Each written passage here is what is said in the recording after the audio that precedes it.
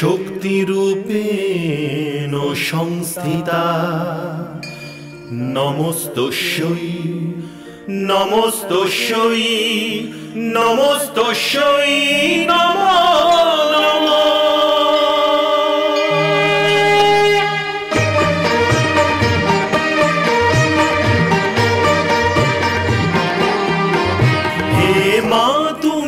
ভবতারিণী লক্ষ যজ্ঞ বিনাশিনী, হে মা তুমি ভবতারিণী, হে লক্ষ যজ্ঞ বিনাশিনী, হে সর্বমন্ত্রময়ী মা তুমি সর্বদানব ঘাতিনী, হে সর্বমন্ত্রময়ী মা তুমি সর্বদানব ঘাতিনী, হে তারিণী হে তারিণী নারায়ণী নারায়ণী শক্তি তুমি শূলধারিণী শূলধারিণী।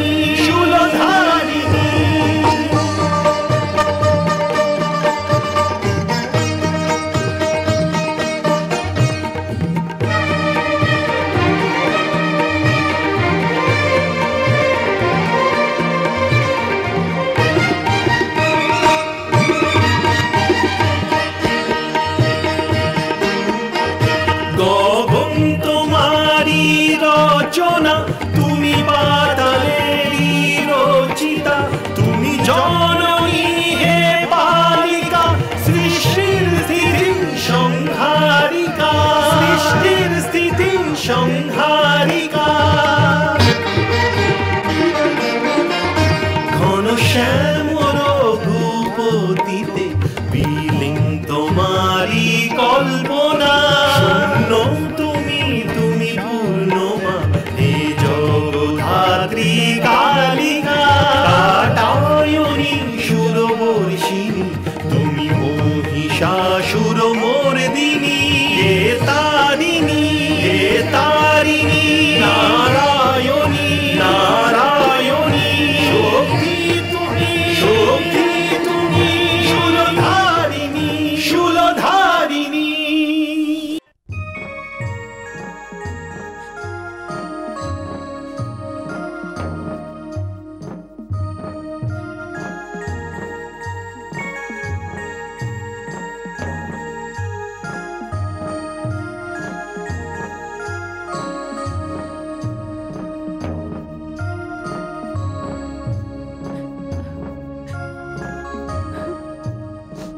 ক্ষমা করবেন, ভ্রাতা দক্ষ হঠাৎ অসুস্থ হয়ে পড়েছেন, আর তাই আমি নারদ আমার ভ্রাতার স্থান গ্রহণ করছি। হে ভোলেনাথ, আপনার স্থান সর্বাপেক্ষা উঁচু আর সম্পর্ক সর্বাপেক্ষা প্রিয়। যদি পুত্রী গৌরী কোনো ভুল করে ফেলে তাহলে নিজেকে শ্রেষ্ঠ জ্ঞান করে ওকে ক্ষমা করে দেবেন।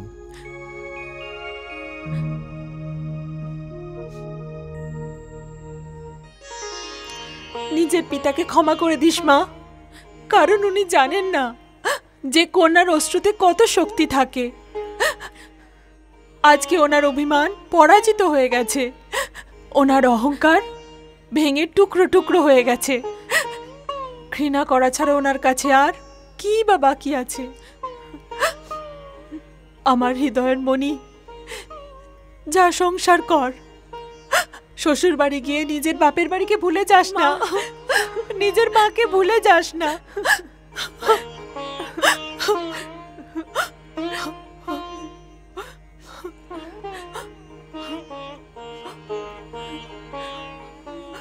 অখণ্ড সৌভাগ্যবতী হ।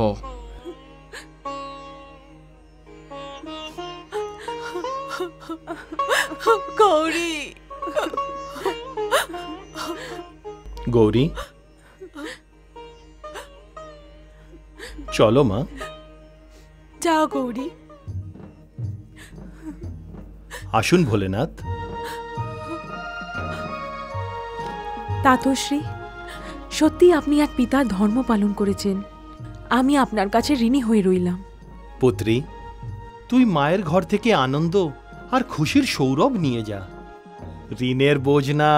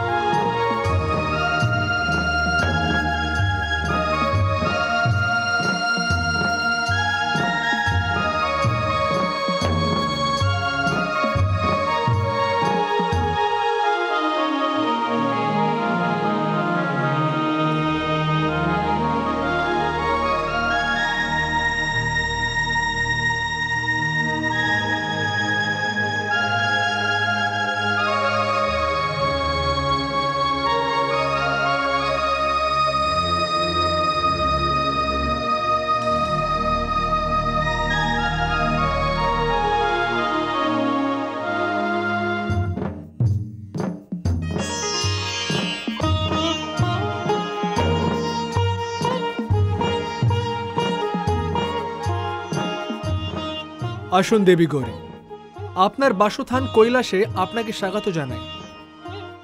নিজের শুভচরণ কৈলাসের ভূমিতে রেখে একে ধন্য করে দিন।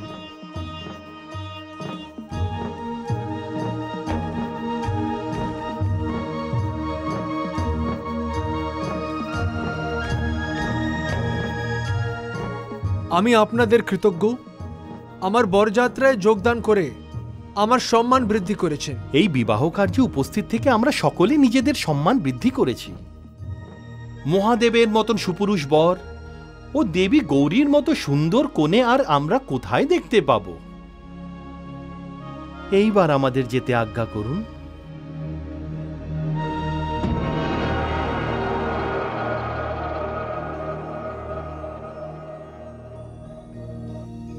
বলুন দেবী, কেমন লাগলো আপনাকে নতুন নিবাসস্থান?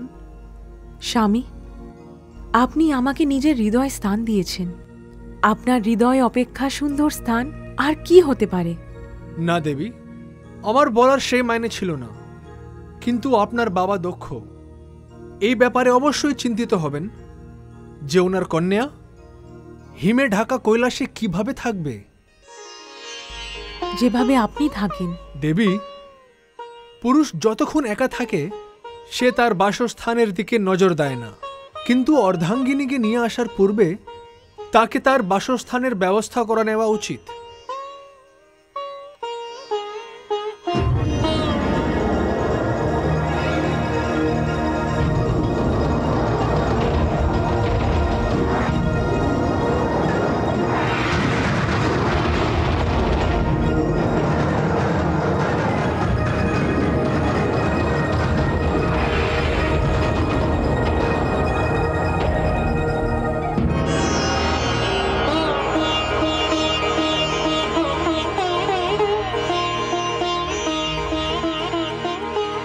বলুন দেবী, কেমন লাগলো আপনাকে আপনার নতুন নিবাসস্থান?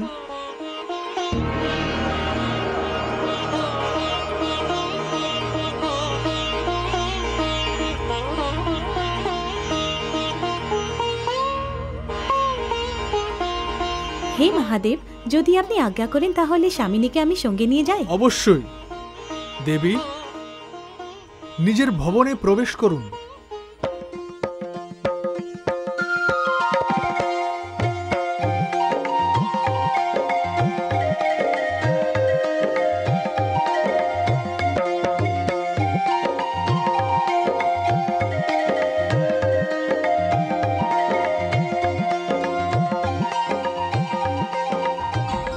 শুধুমাত্র আপনার সম্মান রক্ষার জন্য আমি কন্যা গৌরীর বিবাহ শিবের সাথে দিয়েছি। যদি কখনো তার কোনো রূপ কষ্ট হয় তাহলে তার জন্য দায়ী থাকবেন আপনি, শুধু আপনি। নিজের এই বাজে কথা বন্ধ করো। তার খুশির তো কোনো চিন্তা নেই তোমার। সত্য তো এই যে শিব শক্তির কোনো আভাসই তোমার নেই, কিন্তু অবশ্যই তুমি এর আভাস পাবে। তোমাকে শিব শক্তির দর্শন অবশ্যই হবে। কখন কখন আমি আশ্চর্য হয়ে যাই। তোর আগে আমি সনকাদিক ঋষিদের রচনা করেছি, নারদের রচনা করেছি, মনুকে এই সংসারে এনেছি, তারপরে করেছি মানুষের। কিন্তু তোর মতো জেদি, অহংকারী আর আড়ম্বরে বিশ্বাসী এদের মধ্যে একজনও নয়। এখন আমি যাচ্ছি। যদি সম্ভব হয় তাহলে অবশ্যই নারদকে ধন্যবাদ জানাস। সে তোমার সম্মান বাঁচিয়েছে আর পুত্রী গৌরীকে সম্মানের সাথে এখান থেকে বিদায় করেছে। পিতৃদেব, ওনাকে আমি কোনোদিন ক্ষমা করব না। এসবের মুখ্য কারণ সে নিজেই। আমার কন্যা গৌরী হিমে ঢাকা হিমালয়, খোলা আকাশের নিচে অত্যন্ত কষ্ট সহ্য করে সেই অসভ্য কাঙাল শিবের সাথে বসে আছে হয়তো।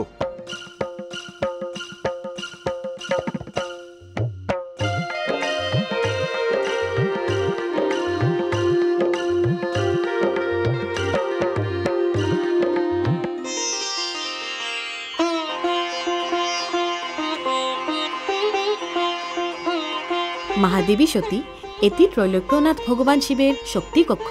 আপনি ছাড়া আর কারো এই কক্ষের ভিতরে যাওয়ার অধিকার নেই, আর নাই কারোর এই কক্ষের ভিতরে যাওয়ার ক্ষমতা আছে।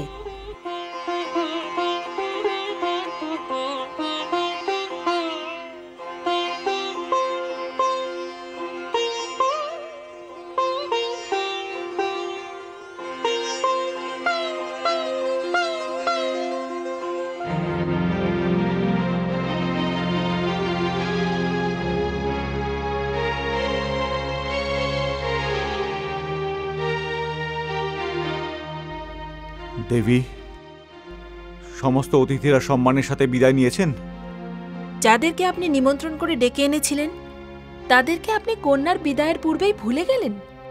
অতিথিদের ঘরে ডাকা, তাদের সাথে দেখা না করা কি ক্ষমার যোগ্য কাজ? কিন্তু আপনাকে কে বোঝাবে? না আপনি আপনার ভালো পিতা হবার ধর্ম পালন করলেন, আর নাই ভালো অতিথি সৎকার করবার। দেবী, শান্ত হয়ে যান স্বামী। আর তাছাড়া শান্তি তো আপনি পেয়েই গেছেন নিশ্চয়ই। সংসারে আজ অবধি কখনো এমন হয়নি যে কোনো কন্যা নিজের পিতার ঘর থেকে এইভাবে বিদায় নিয়েছে। বিদায়ের কালে পিতা ঘরে উপস্থিত, আর পুত্রী তার দেখাও পেল না, আর সাক্ষাৎও পেল না। সে অশ্রুমোচন করতে করতে নিজের হৃদয়ে দুঃখের পাহাড় নিয়ে চলে গেল। দেবী, আমি যা করেছি ঠিকই করেছি। যে যেটার যোগ্য ছিল আমি তার সাথে সেরকমই ব্যবহার করেছি। আর সত্যি বলতে কি, গৌরীর এইভাবে বিদায় হয়ে যাওয়াতে আমি এতটুকুও দুঃখিত নই। আপনি কেন দুঃখী হবেন? আপনি যে আদি প্রজাপতি ব্রহ্মদেবের পুত্র, শ্রেষ্ঠ প্রজাপতি, মহান পণ্ডিত, বিশাল বিদ্বান। আপনি আমাকে ব্যঙ্গ করছেন দেবী। আমি কি করে আপনার উপর ব্যঙ্গ করব? সমস্ত পিতারা যদি নিজেদের কন্যাদের সাথে এরকম ব্যবহার করতে শুরু করে, তাহলে বিধাতা কন্যাদের জন্ম দেওয়াই বন্ধ করে দেবেন। দেবী, আপনি ভুল বকছেন। আমার মানসিক অবস্থা ঠিক নেই। আমার মানসিক দশা কি করে ঠিক থাকবে বলুন? যে কিছুক্ষণ পূর্বেই নিজের প্রিয় কন্যাকে তার পিতার আশীর্বাদ ছাড়াই বিদায় করে দিয়েছে। আপনার মানসিক দশা ঠিক আছে তো? আপনি তাতেই সন্তুষ্ট থাকুন। আমি তো হাত জোর করে সহস্রবার ভগবতী পরমেশ্বরীকে নমস্কার জানাচ্ছি যে ওনার কৃপায় আমার কন্যা ভালোভাবে পতিগৃহে গেছে।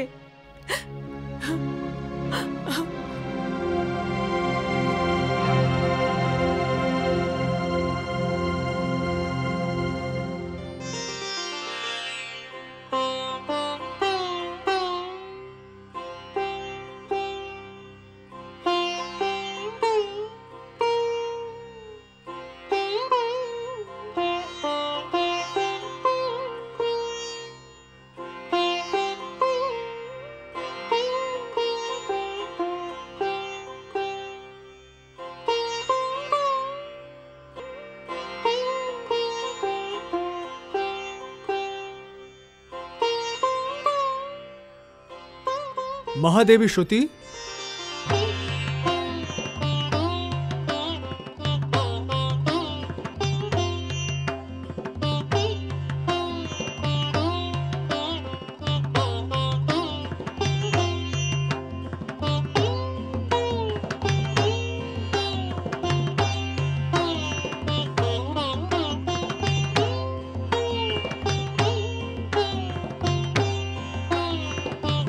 শক্তি কক্ষে আপনার স্বাগত দেবী।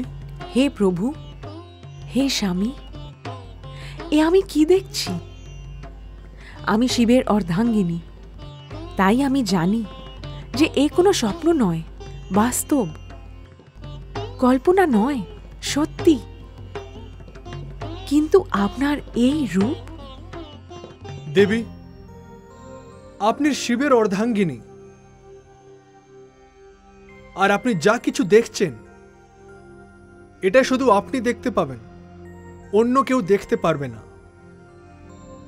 আমার এই রূপ আপনারই দৃষ্টি, আপনারই চিন্তা, আর আমার এই রূপ শুধু আপনারই জন্য। সমগ্র সৃষ্টির কাছে আমি সংহারকর্তা শিব, কিন্তু আপনি শক্তি, প্রকৃতি, নারী, আর আমি আপনার রচনার কাজে আপনার সহযোগী। দেবী, এই কক্ষের বাইরে আমি শিব, কিন্তু এই কক্ষের ভিতরে আমি আপনার অর্ধাঙ্গ, আর আপনি আমার অর্ধাঙ্গিনী। দেবী, স্বামী স্ত্রীর সম্পর্ক অনেক পবিত্র হয়, সুন্দর হয়, মধুর হয়, আর এই সম্পর্কের সাক্ষী তাদের কক্ষের দেওয়ার হয়। দেবী, এবার থেকে আপনি আমাকে এই রূপেই দেখবেন, কারণ আমি আপনার অন্তর্মনের শিব, আর আপনি শক্তি। হে শক্তি, হে শিব, হে শক্তি, হে শিব, হে শক্তি, হে শিব। হে শক্তি।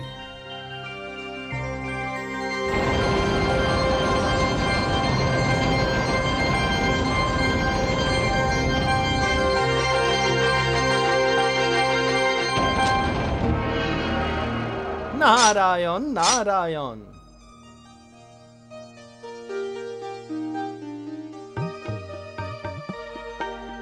আসুন দেবর্ষি নারদ, আপনার এই সেবককে মনে পড়েছে প্রভু? ভ্রাতা দক্ষর ওখানে আমার কোনো ত্রুটি হয়ে যায়নি তো? এই কারণেই তো আমি আপনাকে ডেকেছি দেবর্ষি।